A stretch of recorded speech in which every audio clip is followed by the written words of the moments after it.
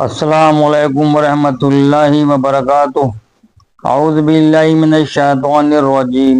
बिस्मिल्लाहिर रहमानिर रहीम। अल्हम्दुलिल्लाहि नहमदुहु व नुसल्ली अला रसूलिहिल करीम।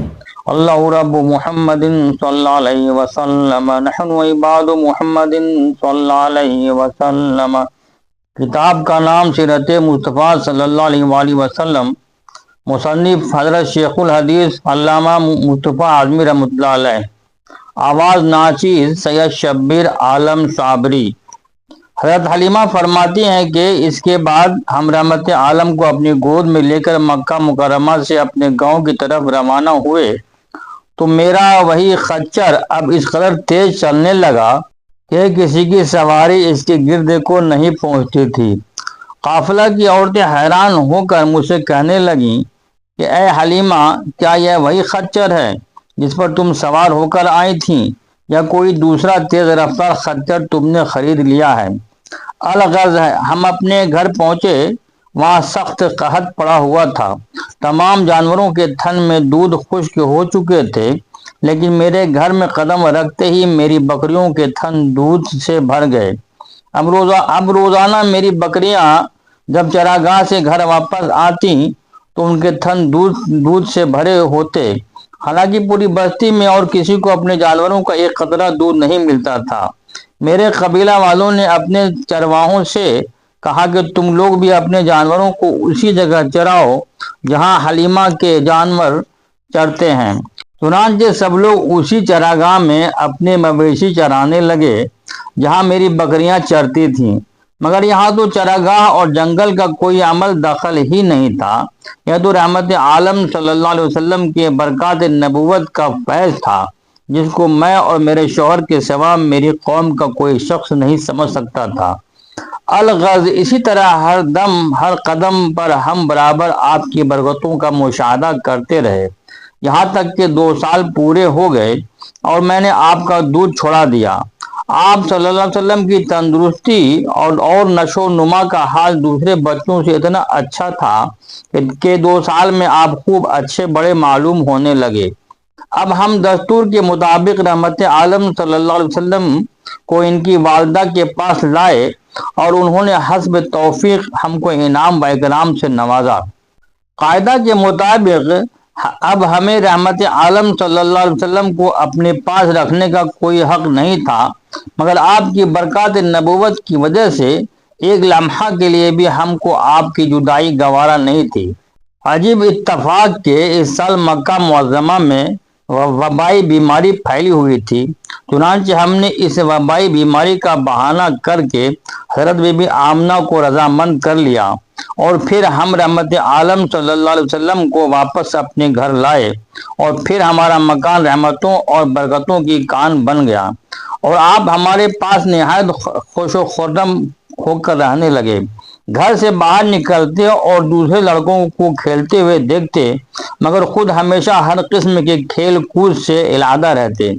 एक रोज मुझसे कहने लगे कि अब्बा जान, मेरे दूसरे भाई बहन दिन भर नजर नहीं आते, यह लोग हमेशा सुबह को उठकर रोजाना कहाँ चले जाते हैं? मैंने कहा कि यह लोग बकरियां चराने चले जाते हैं। यह सुनकर आपने फरमाया, मादरे मेहरबान, आप मुझे भी मेरे भाई बहनों के साथ भेजा कीजिए। चुनांचे आपके इसरार से मजबूर होकर आपको हजरत हलीमा ने अपने बच्चों के साथ चरागाह जाने की इजाज़त दे दी और आप रोज़ाना जहां हजरत हलीमा की बकरियां चरती थीं तशरीफ़ ले जाते रहे और बकरियां चरागाहों में ले जाकर उनकी देखभाल करना जो तमाम अंबिया और रसूलों की सुन्नत है, आपने अपने अमल से बचपन ही में अपनी एक खसलत नबूवत का इजहार फरमा दिया। शक्के सदर का वाक़या।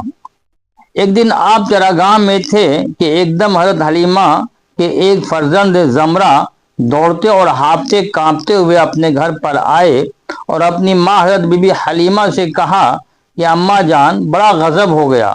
मोहम्मद सल्लल्लाहु अलैहि वसल्लम को 3 आदमियों ने जो बहुत ही सफ़ेद लिबास पहने हुए थे चित लिटाकर उनका शिकम फाड़ डाला है और मैं इसी हाल में उनको छोड़कर भागा हुआ आया हूँ। यह सुनकर हजरत हलीमा اور ان کے شوہر دونوں بدحواس ہو کر گھبرائے ہوئے دوڑ کر جنگل میں پہنچے تو یہ دیکھا کہ آپ بیٹھے ہوئے ہیں، مگر خوف و حراس سے چہرہ زرد اور اداس ہے۔ حضرت حلیمہ نے انتہائی مشفقانہ لہجے میں پیار سے ٹمکار کر پوچھا کہ بیٹا کیا بات ہے؟ آپ نے فرمایا کہ 3 شخص جن کے کپڑے بہت ہی سفید اور صاف ستھرے تھے میرے پاس آئے اور مجھ کو چت لٹا کر میرا شکم چاک کر کے اس میں سے کوئی چیز نکال کر باہر پھینک دی اور پھر کوئی چیز میرے شکم میں ڈال کر شگاف کو سی دیا، لیکن مجھے ذرا برابر بھی کوئی تکلیف نہیں ہوئی۔ مدارج النبوت جلد نمبر 2 صفحہ نمبر 21۔ یہ واقعہ سن کر حضرت حلیمہ اور ان کے شوہر دونوں بے حد گھبرائے اور شوہر نے کہا کہ حلیمہ، مجھے ڈر ہے کہ ان کے اوپر شاید کچھ آسیب کا اثر ہے، لہذا بہت جلد تم ان کو ان کے گھر والوں کے پاس چھوڑاؤ۔ اس کے بعد حضرت حلیمہ آپ کو لے کر مکہ مکرمہ آئیں، کیونکہ انہیں اس واقعہ سے یہ خوف پیدا ہو گیا تھا کہ شاید اب ہم کما حقہ ان کی حفاظت نہ کر سکیں گے۔ حضرت حلیمہ نے جب مکہ معظمہ پہنچ کر آپ کی والدہ ماجدہ کے سپرد کیا تو انہوں نے دریافت فرمایا کہ حلیمہ، تم تو بڑی خواہش اور چاہ کے ساتھ میرے بچے کو اپنے گھر لے گئی تھی، پھر اس قدر جلد واپس لے آنے کی وجہ کیا ہے؟ جب حضرت حلیمہ نے شکم چاک کرنے کا واقعہ بیان کیا اور آصف کا شبہ ظاہر کیا تو حضرت بی بی آمنہ نے فرمایا کہ ہرگز نہیں، خدا کی قسم، میرے نور نظر پر ہرگز کبھی بھی کسی جن یا شیطان کا دخل نہیں ہو سکتا۔ میرے بیٹی کی بڑی شان ہے۔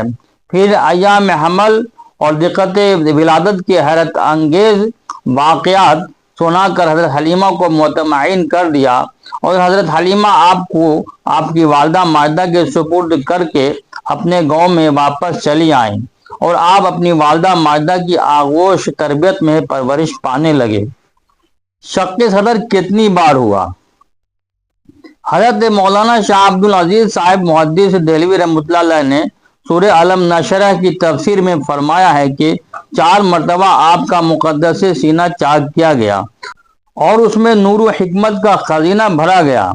پہلی مرتبہ جب آپ حضرت حلیمہ کے گھر تھے، جس کا ذکر ہو چکا ہے، اس کی حکمت یہ تھی کہ حضور صلی اللہ علیہ وسلم ان وسوسوں اور خیالات سے محفوظ رہیں جن میں بچے مبتلا ہو کر کھیل کود اور شرارتوں کی طرف مائل ہو جاتے ہیں۔ دوسری بار 10 برس کی عمر میں ہوا تاکہ جوانی کی پرآشوب شہوتوں کے خطرات سے آپ بے خوف ہو جائیں۔ تیسری بار غار حرا میں شق صدر ہوا اور آپ کے قلب میں نور سکینہ بھر دیا گیا تاکہ آپ وحی الہی کے عظیم اور گراں بار بوجھ کو برداشت کر سکیں۔ چوتھی مرتبہ شب معراج میں آپ کا مبارک سینہ چاک کر کے نور و حکمت کے خزانوں سے معمور کیا گیا تاکہ آپ کے قلب مبارک میں اتنی وسعت اور صلاحیت پیدا ہو جائے کہ آپ دیدار الہی کی تجلیوں اور کلام ربانی کی ہیبتوں اور عظمتوں کے متحمل ہو سکیں۔ باقی اگلے ایپیسوڈ میں۔ خدا حافظ۔